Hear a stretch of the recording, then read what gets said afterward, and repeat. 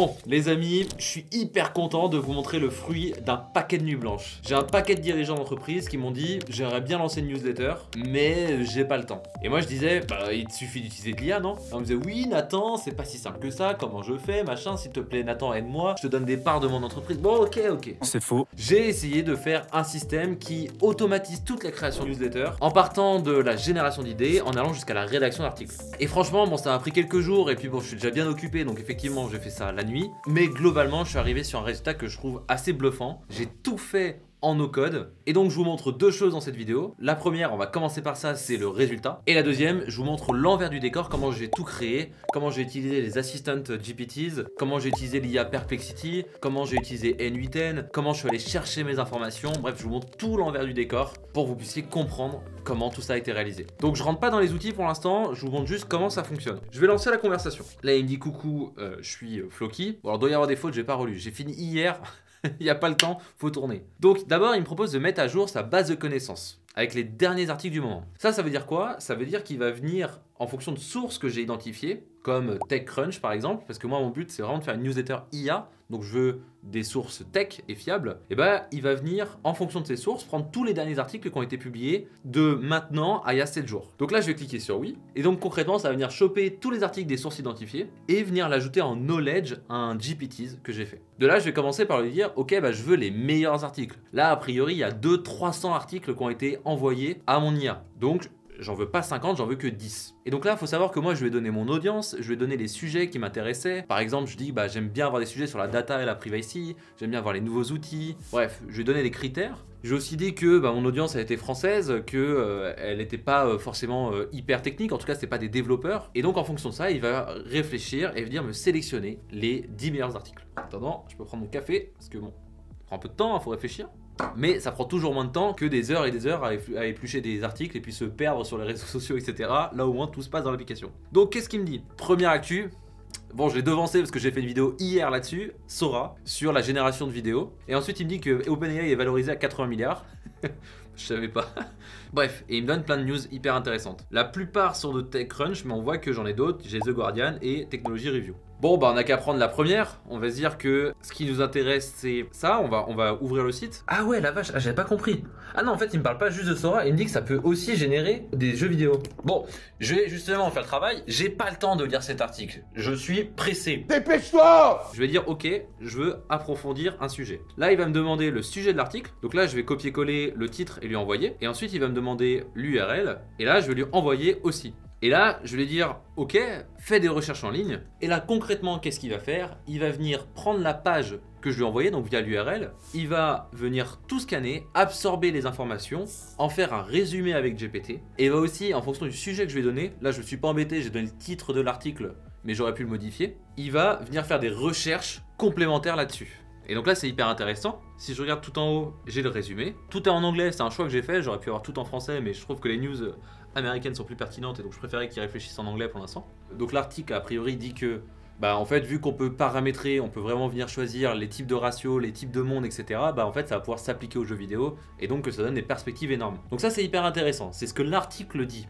Mais là, typiquement, GPT, il connaît pas encore Sora, le modèle GPT-4. Et donc, ça manque de contexte. Si je dis juste ça, il sait pas ce que c'est. Et donc, j'ai fait des recherches avec l'IA Perplexity, qui, elle, peut faire des recherches sur Internet. Et il me dit, bah en fait, Sora, c'est un text-to-vidéo générateur, basé sur des prompts, qui peut faire des vidéos de jusqu'à 60 secondes, etc., etc. Donc ça lui donne un contexte hyper précieux pour rédiger la news. Parce que sans ça, bah, ça va être bizarre, ça va manquer d'intelligence. Donc là, c'est top. Et il me dit, est-ce que tu veux que je rédige un article là-dessus? Bah évidemment. Donc je vais cliquer sur rédiger un article. Et donc là, qu'est-ce que ça va faire? Ça va prendre les deux résumés que ça a générés. Ça va les envoyer à un assistant. Donc là, c'est les GPTs, etc. Bon, je vous ferai une vidéo là-dessus. Et en fonction de ça, et d'autres articles que moi j'ai déjà écrits, que je lui ai envoyé, il va écrire dans le même style des articles déjà envoyés, l'article mais sur le sujet qui m'intéresse. Donc ce qu'il faut savoir, c'est que là maintenant, il va envoyer le résumé de 2 articles en lui demandant d'écrire un article, mais il faut que ça soit mon style d'écriture, je veux pas que ce soit un truc générique. Et donc ce que j'ai fait, c'est que j'ai un fichier avec plein d'articles que je trouve bien écrits. Idéalement, ça devrait être des articles que j'écris moi-même. Et donc en fonction de ça, il va m'écrire mon article. Donc là, j'ai fait le choix de pas mettre de titre pour l'instant, mais bon, je pourrais très bien lui dire de générer le titre pour moi. Il me dit que OpenAI, le pionnier dans le domaine de l'intelligence artificielle, vient de dévoiler son nouveau modèle génératif de vidéo basé Sora, permettant une révolution dans la création vidéoludique et les simulations numériques. il parle des limites, il parle des perspectives notamment sur le deepfake, il parle bien du jeu vidéo, là. Bah en vrai c'est canon. Et donc là, si je voulais approfondir d'autres sujets, bah je cliquerais sur approfondir un sujet et je pourrais générer tous les articles que je veux. Et donc vous voyez à quel point tout ça est le plus automatisé possible. Je pourrais avoir décidé d'avoir juste un gros bouton et que ça fasse tout pour moi, mais je voulais quand même pouvoir choisir moi. Dire bon bah en fait c'est ces articles qui me paraissent les plus pertinents. J'ai quand même la possibilité de modifier les résumés si je le souhaite. Là je vous l'ai pas montré mais c'est possible. Bref, je voulais pouvoir avoir un peu d'interaction manuelle, un peu vérifier tout ça. À mon sens, j'ai essayé juste de réduire au maximum les tâches chronophages. Bon, dites-moi en commentaire ce que vous en pensez. Moi je trouve ça incroyable. En tout cas, j'ai commencé déjà à l'utiliser pour moi et mes clients. Et franchement, je trouve ça bluffant. Bon, et vous vous demandez peut-être si tout ça c'est de la magie ou s'il y a du rationnel derrière ça. Et bah, je vais vous montrer comment j'ai construit cet outil en essayant quand même de rester accessible et donc de pas trop rentrer dans les détails non plus. Bon, pour réaliser tout ça, j'ai utilisé 3 outils centraux. Le premier, c'est les assistants d'OpenAI. Donc, c'est les GPTs, mais version API. Pour ceux qui ne savent pas, les GPTs, c'est des agents IA. Et en gros, pour faire simple, c'est la possibilité de prendre GPT, mais de le personnaliser à son entreprise et son contexte, et de venir le connecter à d'autres outils. Donc ça, c'est ce qui gère une grosse partie de la génération. Une autre chose que j'ai utilisée pour faire tout le chatbot là que je vous ai présenté avec les boutons, etc., c'est VoiceFlow. Il faut se dire que j'utilise plusieurs GPTs, plusieurs IA, etc. J'ai besoin d'avoir des interactions avec l'utilisateur. Ça ne marchait pas vraiment avec un simple GPT, j'avais besoin de faire une expérience plus personnalisée. Et donc, j'ai utilisé VoiceFlow. Donc toute l'interface que vous avez vue, c'était VoiceFlow. Et je vais vous montrer l'envers du décor juste après. Et le troisième outil majeur que j'ai utilisé, c'est N8N. N8N, c'est quoi? C'est un connecteur d'API. Donc les API, hein, c'est les services externes que j'ai utilisés. Donc il faut se dire que GPT-4, c'est un service externe et pour pouvoir le brancher sur mes autres outils, j'utilise l'API. Et donc j'ai utilisé des API un peu en tous les sens et c'est N8N qui permet de tout connecter facilement sans devoir coder. Donc VoiceFlow, là vous voyez l'interface et là vous voyez par exemple le menu que vous avez vu tout à l'heure. Bon, ça va, mais si je dézoome, vous allez voir que c'est un peu le bordel. J'ai tout ça. Bon, là c'est lisible évidemment, mais bon, on va essayer de suivre un peu le chemin pour que vous puissiez comprendre comment tout ça est fait. Déjà, bon, j'ai des variables, on s'en fout. D'abord, faut dire bonjour. Donc, je l'ai entraîné à dire bonjour. Hein. Si je reclique là, et bah, c'est ce qui fait que quand on avait cliqué sur démarrer, j'avais hello, je suis Floki, l'assistant IA de Drakkar. Et donc là, on voit que d'abord c'était bonjour, premier message. Deuxième message, c'est est-ce que tu souhaites commencer, oui ou non. Et donc vous voyez tout le texte que vous avez vu, c'est moi qui l'ai paramétré. Si là par exemple, je veux plus dire hello, mais je veux dire wesh, avec une casquette, et que je reclique sur play, et bah là tout d'un coup, il va dire wesh, et il va passer à la question suivante. Donc tout est paramétré d'avance. Ok? Donc là juste vous voyez en mode entraînement, mais l'interface que vous voyez tout à l'heure, c'est exactement la même. Entre ça et ça, c'est exactement la même chose. Là c'est juste le mode test. Maintenant il y a 2 chemins. Vous avez juste vu le chemin oui. Et quand je fais oui, concrètement, il va se passer tout un truc d'enrichissement. Le non, on s'en fout. J'ai fait une IA un peu passive-agressive. Donc elle pète un peu un plomb quand on dit non. Mais quand je dis oui, on voit que ça vient trigger N8N. Bon, avant qu'on rentre dans N8N, il faut juste que je vous montre l'assistant qui vient faire toute la génération, qui vient trouver les articles les plus pertinents et qui vient aussi générer l'article que vous avez vu tout à la fin. Donc il y a un prompt qui dit que c'est un assistant newsletter qui explique les 3 sujets de ma newsletter, mais tout ça je pourrais évidemment le paramétrer, et qui vient aussi dire qui est l'audience, quels sont les objectifs, etc. Et aussi le fait que j'écris ça en tant que CEO de Drakkar. Bon. Et là je vois que il y a 2 choses. Il y a articles.html et example articles, ça c'est la knowledge, c'est la base de connaissances de mon assistant. Dans Example Articles, j'ai pas envie de vous le montrer parce que, pour être tout à fait honnête, j'ai juste pris des articles de newsletters concurrentes que j'aime bien, donc j'ai pas envie de vous montrer lesquels. Mais bon, c'est juste un fichier avec les titres, avec des articles écrits que j'aime bien. Donc ce fichier-là, Example Articles, il ne bouge pas. Par contre, celui qui va bouger, c'est articles.html. Articles.html, ça je peux vous le montrer par contre. Ça ressemble juste à ça, d'accord? C'est des articles avec des titres et des URL. Et là, vous vous demandez peut-être, ok, mais comment ce truc-là est créé et comment est-ce qu'il est envoyé à mon assistant?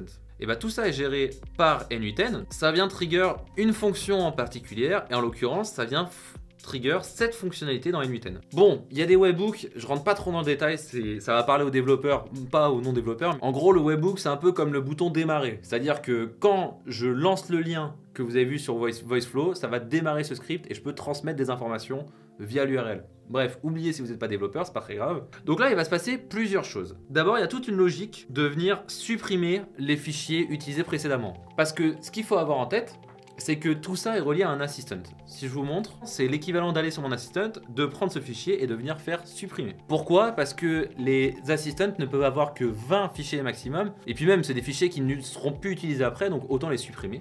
Et donc une fois que c'est supprimé, on va surtout venir faire une requête à InnoReader.